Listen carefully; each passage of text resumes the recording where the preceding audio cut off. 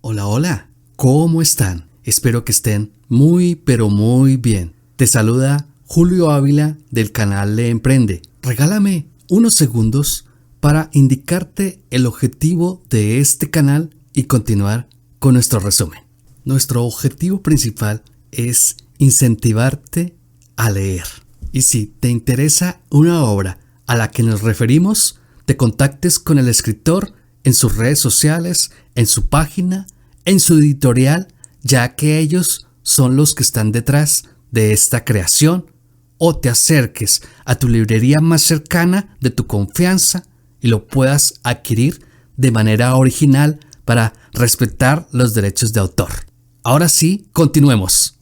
Hola, hoy te traemos resumen del libro El Pabellón de Oro de Yukio Mishima, que su fecha de publicación fue 2 de noviembre del año 2017. Que cuenta con 320 páginas, editorial, Alianza Editorial. Escritor. Yukio Mishima es uno de esos autores que no sabrías decir si la especialidad los ha matado o, en realidad, ha hecho todo lo que podía estar al alcance para salvarlos. Cuanto más me doy cuenta de este creador traído al mundo en el Tokio de 1925, que opta por abrirse, curiosamente, en su original Admisiones de un velo, más me enervo con respecto a él, más me interesa y más me gusta la novela como clasificación abstracta y vehículo para incapacitar vidas y llegar al último rincón de la psique humana. Comencemos, resumen El Pabellón de Oro. La novela es fuerte. Uno se desliza hacia ella por escalones empinados. Nos sumergimos en un nivel más significativo, desfiguramos el tiempo y nos elevamos por encima de él. ¿Existe un terreno más liberado para el ensayista? Mishima necesita quitarse esa tapa, es apremiante, por fin, decir cuál es su identidad. Paseamos por una adolescencia desolada, con olor a éter y una abuela posesiva y extrema. Nos conmueve su compañera de clase, Oumi, y a partir de ese momento, la obra de Mishima se vuelve sustancialmente más directa, cognitiva y encantadora.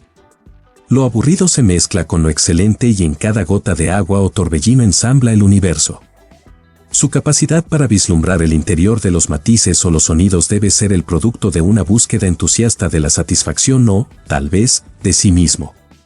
Mishima crece cambiándose a sí mismo, crece fijado por dos cosas, la magnificencia y la muerte.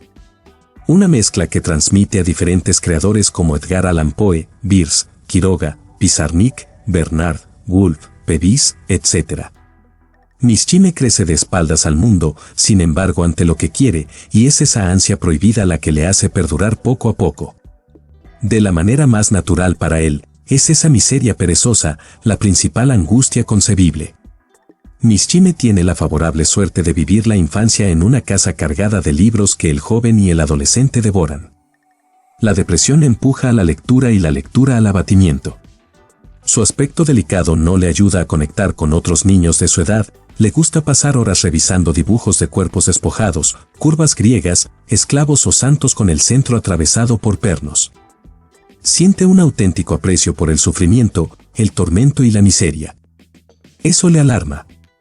Se enfrenta día a día a la muerte como quien vive con un niño. Se prepara para descifrar su propio final, aprecia mucho ese relato de Onetti titulado Un sueño realizado, una bendición del cielo. Yukio, el joven adulto, no se aprecia a sí mismo, el mal se cuela generalmente en sus delicias. Más adelante nos encontramos con un adulto que siente la brutalidad y la adora.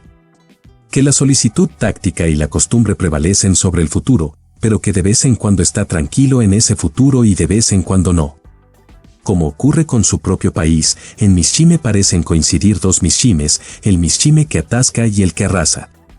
Además, en algún momento aparece una noticia en el periódico. Tal vez, imagino, mientras come, se entusiasma con la noticia, en el trágico final de uno de los santuarios más maravillosos de Kioto. Como indica el perfil del ensayista que está en ese momento ante la noticia, lo que verdaderamente le interesa no es la obliteración sino el cerebro de la persona que ha aniquilado. En el momento en que comprende que es un sacerdote budista de 22 años y que su inspiración fue, de hecho, acabar con una fijación, desprende la página del papel y opta por exponer los porqués. Recoge su maleta y va al encuentro del héroe de uno de sus libros, La estructura brillante. Misoguchi, el héroe, Heihachi, el sacerdote conmovedor y el propio creador se convierten en uno. En consecuencia, vemos como un libro intrincado. La persona fundamental, muy lejos de la despedida conmovedora, nos atrapa como las fauces de un caimán con una tonelada de agonía. La lectura da paso a una aproximación de examen, de reflexión, de contacto, de pensamiento. Hay sombras malévolas, luces que se apagan, señoras que se borran y una frustración constante en todas las cosas. Las damas soportan su peor parte. La madre despreciada, la joven romántica y el resto son damas intrascendentes que lo aborrecen y putean, sin más. Un tejido que, descubierto ante mis ojos y totalmente separado de la vida, simplemente me sirvió para afirmar la aridez de la presencia. Con un cristal amplificador, notamos el mundo en un pétalo de cabeza o como las partes de un árbol se precipitan hacia el suelo. Mishime elabora cuadros rebosantes de contrastes, a veces terribles, que vuelven una y otra vez a ponerse ante el perusuario. Es la música de Prost, Rilke o Wilde. Utiliza ilustraciones de situación para sumergirnos en las sombras y llegar a sentirnos como el propio Mizoguchi. A medida que se acercaba el verano, el espacio de mi pequeña celda consolidaba el olor corrosivo de mi cuerpo, era el olor de un ser vivo juvenil que desbordaba la veta de la madera movida por la pátina de los años. Vivimos en la escuela Rinzai, salimos como cómodos de sus costumbres, de los pensamientos y las idas y venidas de los educadores y los alumnos, y de lo que ocurre a pesar de la buena fe del mundo, esa información suelta que subvierte las costumbres y rompe la confianza en los individuos que nos instruyen. Además, como nuestra psique es un campeón y creer es inútil, debemos actuar, todo surge, llegamos a la cima. El narrador juega con el perusuario, finalmente lo que se ha declarado ocurre. El narrador hace suposiciones que, como las luces rojas, se encienden de vez en cuando. El narrador está extremadamente cerca del perusuario. Lo entrena y lo utiliza como observador de lo que está por venir. La armonía no es una forma de pensar, es cualquier cosa menos una religión, es cualquier cosa menos una cualidad ética, la armonía apenas es nada.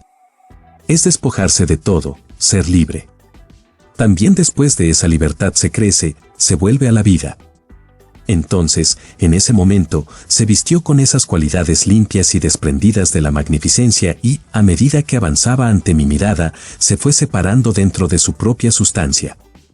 En la estructura brillante se combinan numerosas corrientes que el perusuario que explore con los ojos abiertos sabrá apreciar. Intenta no asombrarte por el pan de oro que cubre las divisiones del santuario, a la luz del hecho de que en lo que no es maravilloso es el camino de entrada a esta impresionante historia. El cielo de la muerte tenía tal claridad que no se distinguía del cielo de la vida. Entonces, en ese momento, las reflexiones melancólicas me abandonaron. En ese momento viví en un mundo liberado del tormento. Además, tras un tiempo de composición, Yukio Mishime, actualmente vestido de samurái, preparado para la última aventura, aislado del mundo que no puede cambiar y que se le escapa, el universo del ayer al que necesita tener un lugar, pero que se ha desvanecido, se libera por fin. Por fin va a tener un paso encantador, el suyo propio, el que ha elegido, y, además, es una resolución que ha estado practicando y componiendo prácticamente durante toda su vida. Además, no hay duda, componemos lo que somos. Hasta acá resumen de este excelente libro. Muchas gracias.